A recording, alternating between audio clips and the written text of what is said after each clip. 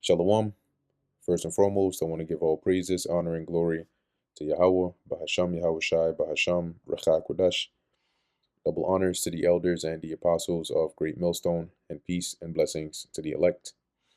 And today we're going to go into the book of Numbers, the 15th chapter.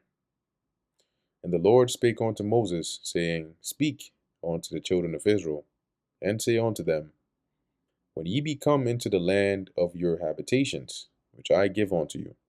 So the day in which you arrive, right, when you're finally dwelling in the land of Canaan, and will make an offering by fire unto the Lord, a burnt offering, or a sacrifice in performing a vow, or in a freewill offering, or in your solemn feasts, to make a sweet savor unto the Lord of the herd or of the flock.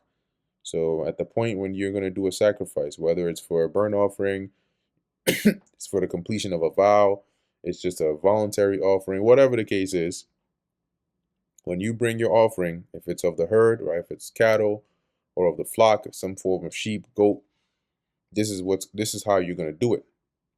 Then shall he that offereth his offering unto the Lord bring a meat offering, right? That is a gift offering, in this case, like flour, as it's going to go into, of a tenth deal of flour, mingled with the fourth part of an hin of oil. Once again, these are measurements, right, in different forms. So like it's like saying, I don't know, one eighth cup of flour, right, and then a fourth cup of oil, right, mixed, and the fourth part of an hin of wine for a drink offering shalt thou prepare with the burnt offering or sacrifice. So you're gonna bring the meat offering with the oil mixed, and then you're gonna bring a fourth part of an hin of wine along with the animal, right? That's gonna be for the burnt offering or sacrifice, for if it's a lamb,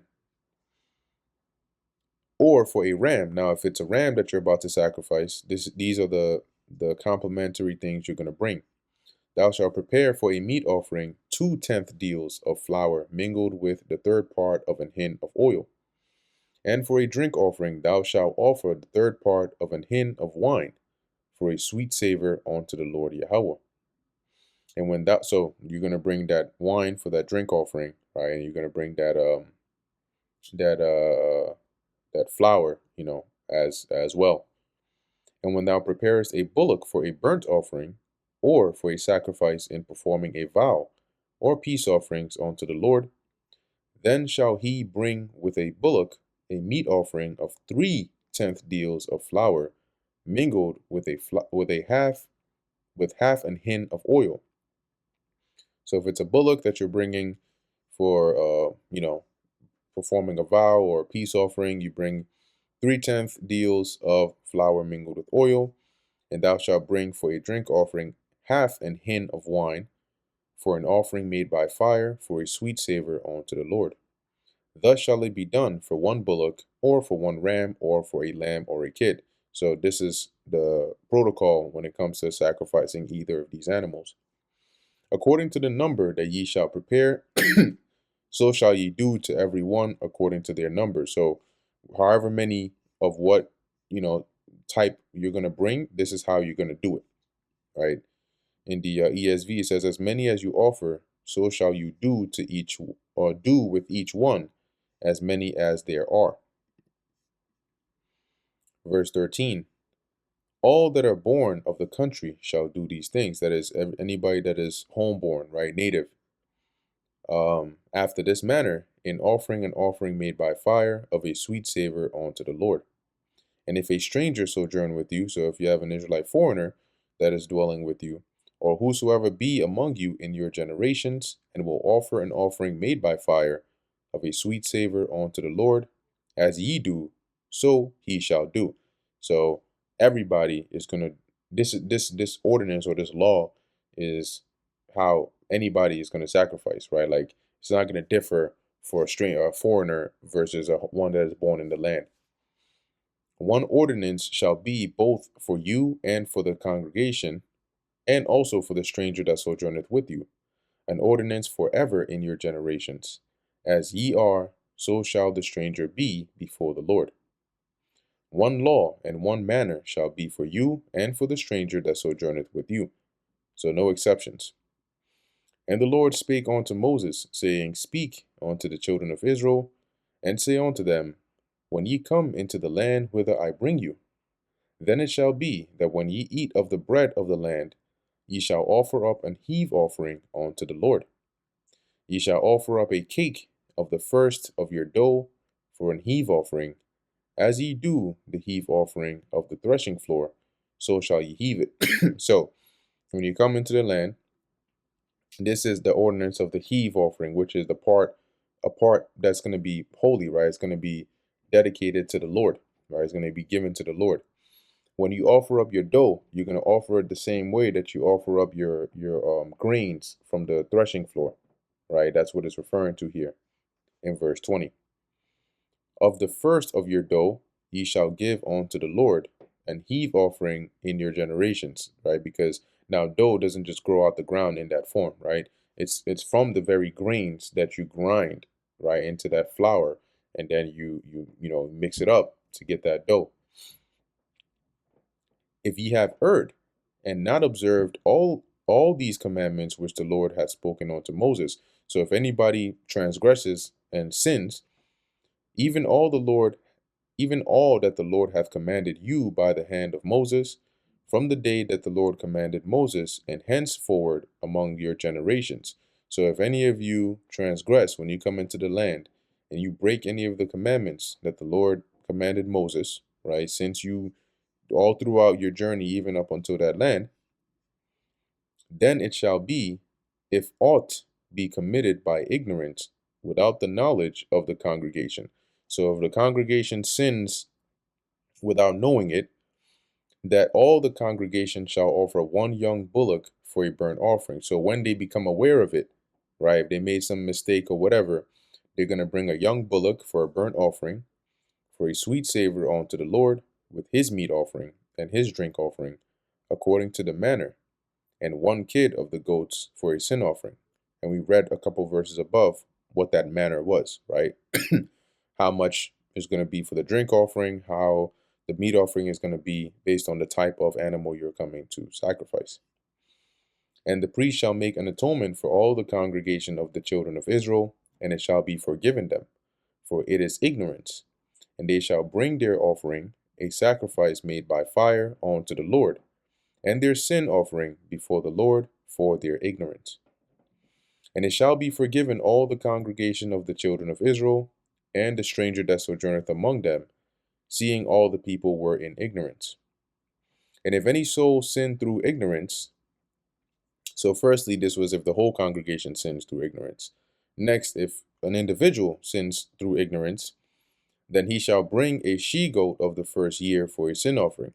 So we went through this before, right? If they sin out of ignorance, once they're made aware of it, they're going to bring this offering, right, for a sin offering.